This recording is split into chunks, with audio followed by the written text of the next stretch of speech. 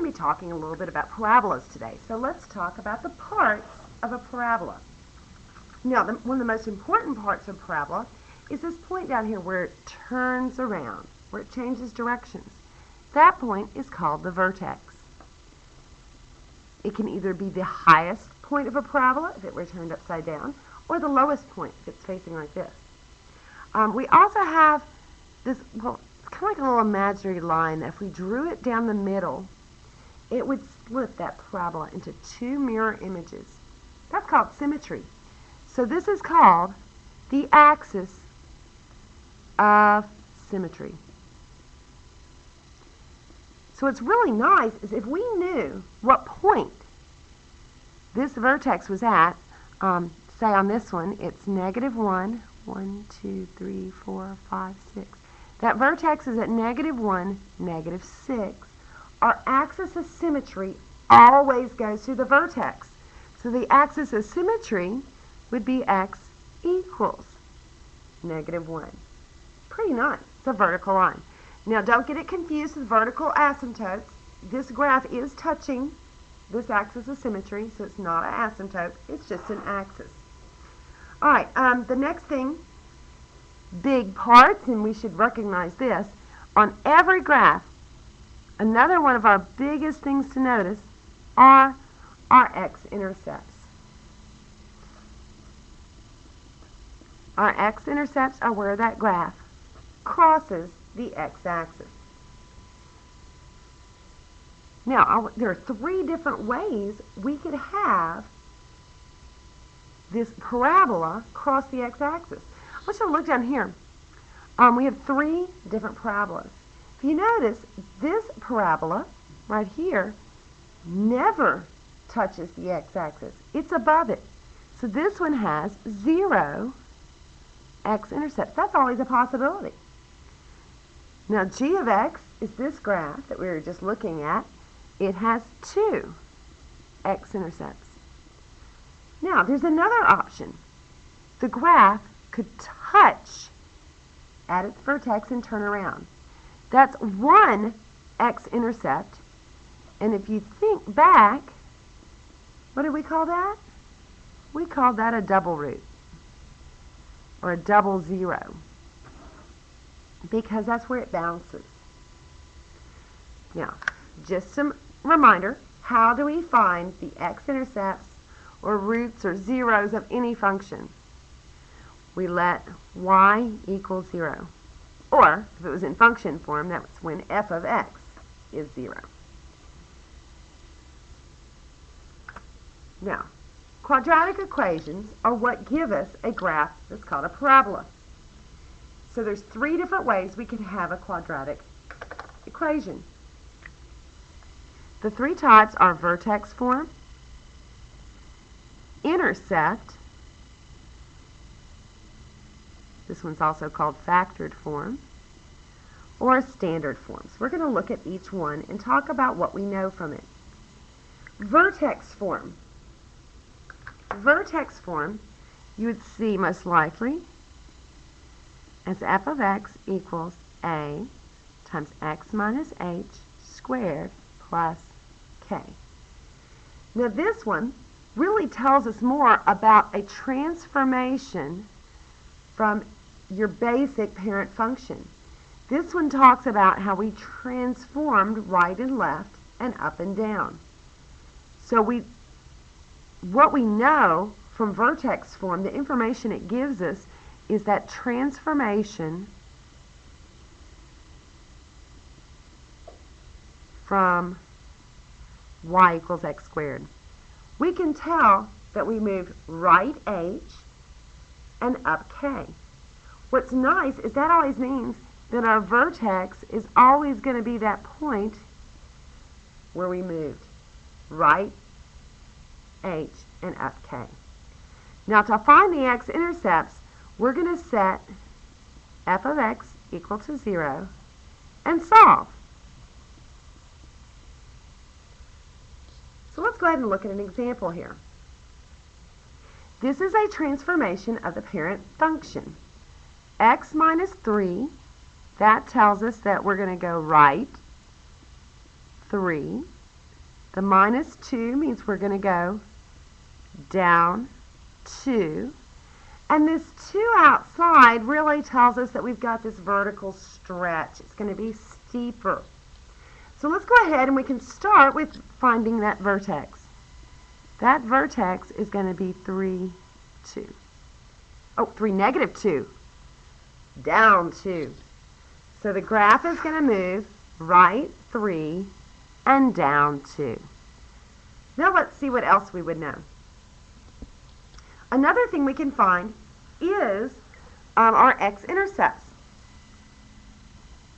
If we set f of x equal to 0, that means we're going to take that function 2 times x minus 3 squared minus 2 and set it equal to 0 and solve for x. Well, that's easy. We can really just work backwards. Add the 2. So 2 times x minus 3 squared equals 2. Divide both sides by 2, and we get x minus 3 squared equals 1. Now we're going to take the square root of both sides. When I take the square root of both sides, there's something I always want to make sure you remember to do. When you take the square root of both sides, you have how many answers? You have 2 possibilities for your answer. X minus 3 is either going to equal positive 1 or negative 1. So we usually write it as plus or minus 1. And the last step would be that I'd add the 3. So x equals 3, either plus 1 or minus 1. So there's really 2 options there. X equals 3 plus 1. X equals 3 minus 1. This would be 4, so that means I have an x-intercept at 4, 0. This would be 2, so here's an x-intercept at 2, 0. Now there's one other point that I could find really easy. I wonder if you know what that is. I'm going to go ahead and tell you. The y-intercept. If I wanted to find my y-intercept, real easy, what do we do for the y-intercept? Anybody remember? Let x equal 0. So y equals 2 times 0 minus 3 is negative 3 squared, and then minus 2. It's going to give me a 9. So 2 times 9 minus 2. That's 18 minus 2, and that gives me a 16. That one's pretty nice. So we have the y-intercept at 16. I've got x-intercepts at 2 and 4. Now, one thing really nice is that we know we've got this axis of symmetry down the middle. It's going to make everything balanced. So if my y-intercept's here, there's going to be a point, mirror image over here. And now I can make a nice smooth curve.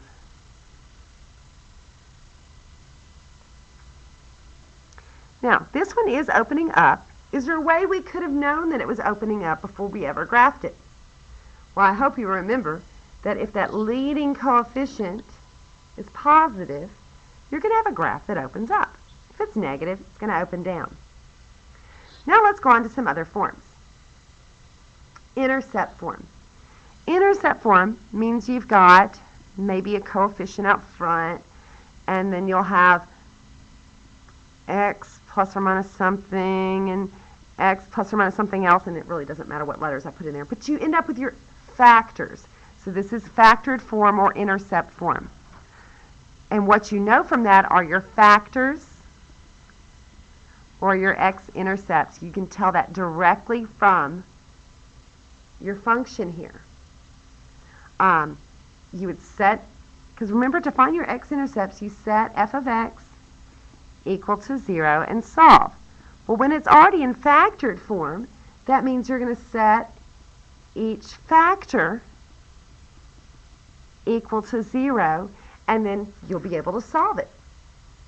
Now, the beautiful thing about our vertex, if we can look back over here, our vertex is always exactly between your x-intercepts. Look here. Exactly between your x-intercepts. So once I know my x-intercepts, which are really easy to find from factored form, we are going to average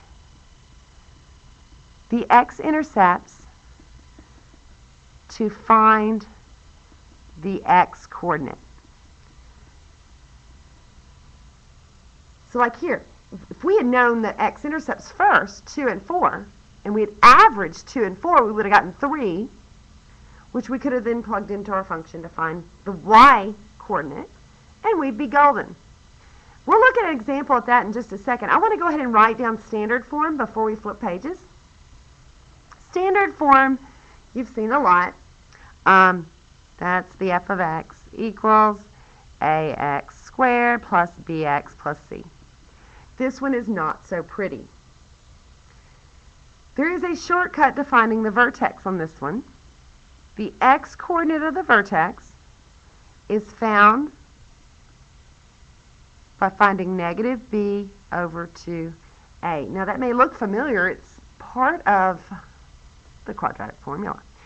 And once you find your x-coordinate, you plug it in to find your y-coordinate. So your y-coordinate would be f of whatever you just found there. Now to find your x-intercepts, the same thing. We're going to set f of x equal to 0 and solve. Now hopefully it'd be something maybe that would factor. But if it doesn't, we may have to use the quadratic formula, which we'll review that too as well. So that's basically, those are your 3 forms, and each one tells you something different. Vertex form tells you your vertex immediately. Intercept form tells you your intercepts immediately. Standard form doesn't tell you much immediately, but it's still a helpful form.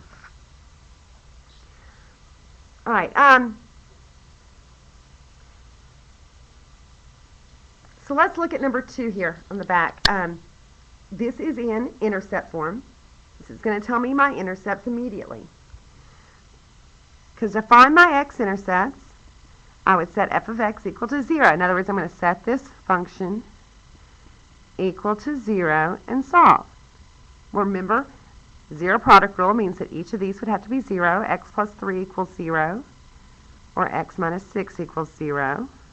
We get x equals 6 and x equals negative 3. That means my x-intercepts are negative 3, 0, and 6, 0.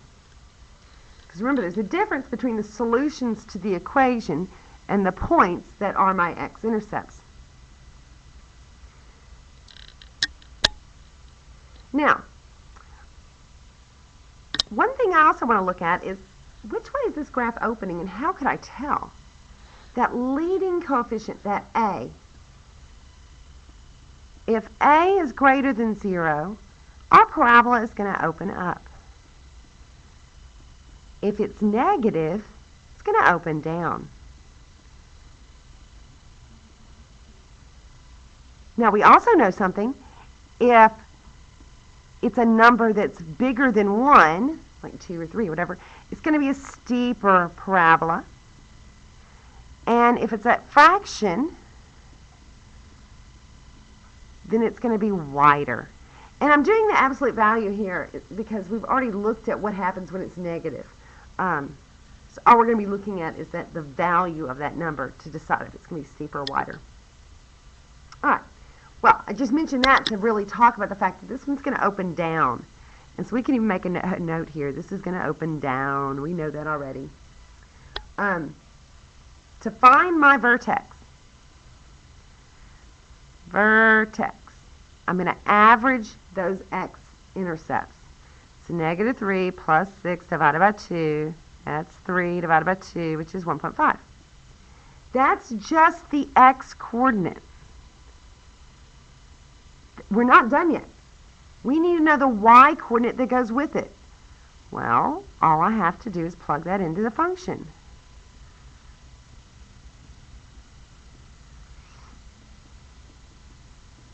And here's where it would be okay to grab a calculator. Negative 1.5 plus 3 times 1.5 minus 6. And I get 20.25. So that vertex is at 1.5 comma 20.25.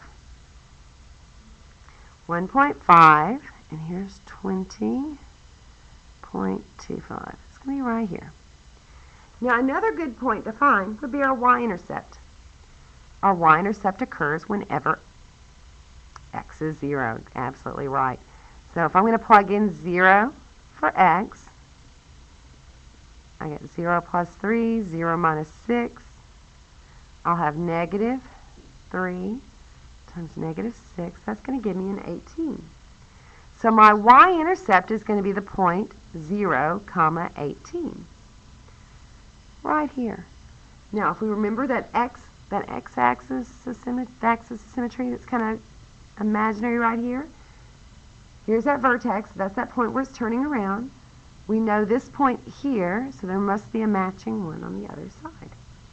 Now we've got several points. We've got enough to get a nice smooth graph.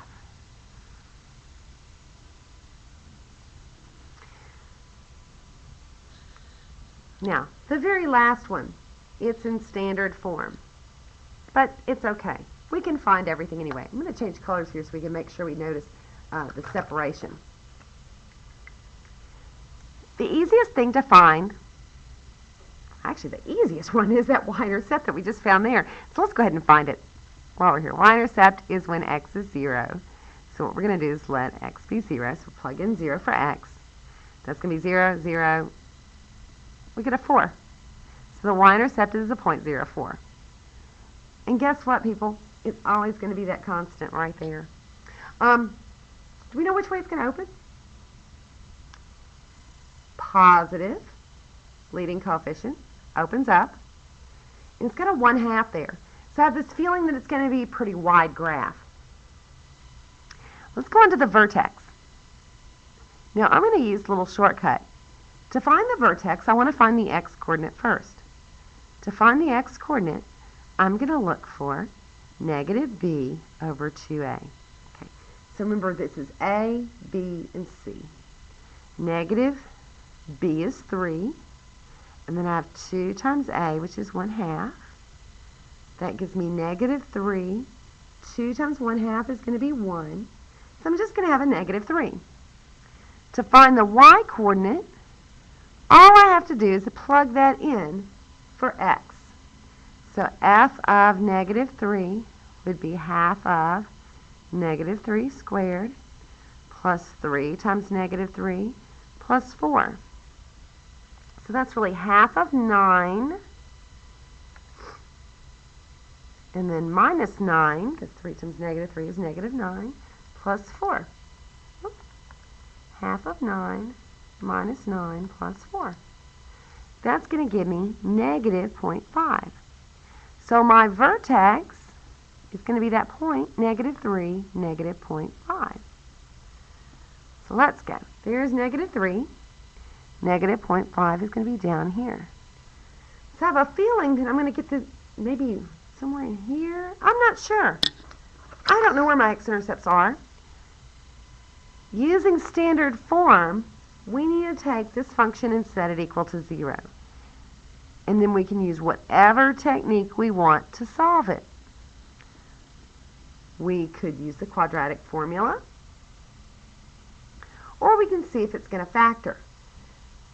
Now that I have an equation, a true equation, I can do things to both sides to make it simpler. Well, to get rid of that fraction, what if I multiply both sides by 2? I'd get x squared plus 6x plus 8 equals 0, because 2 times 0 is 0. Now, look here. What multiplies to be 8 and adds to be 6? Oh, glory, that's x plus 4 and x plus 2. So I'll get negative 4 and negative 2 for my x-intercept. So I was kind of right in guessing that they're probably going to be about here and here. Now remember, that axis of symmetry goes down the middle. So if I have this point here, there's going to be an equal one here. And we draw a nice smooth curve. So on each of these, I've been going through the process using these examples, but on this note sheet, it's written out specifically. Plot the vertex and the x-intercepts. If you use drawing that axis of symmetry and you plot your y-intercept and find its reflection, you're going to get a very nice graph. You can also pick some more points and plug them in if you'd like. Now, what if, when we were solving for x, like right here, we solved it and we got 2 real numbers. So how many x-intercepts do we have? We have 2 x-intercepts. But what if we only got 1 real number out? Well, that's like that case where we had 1 x-intercept on the graph. Now, is there another option when I'm working with these? There sure are. We could have 2 imaginary numbers for our solution. That would mean we'd have 0 x-intercepts.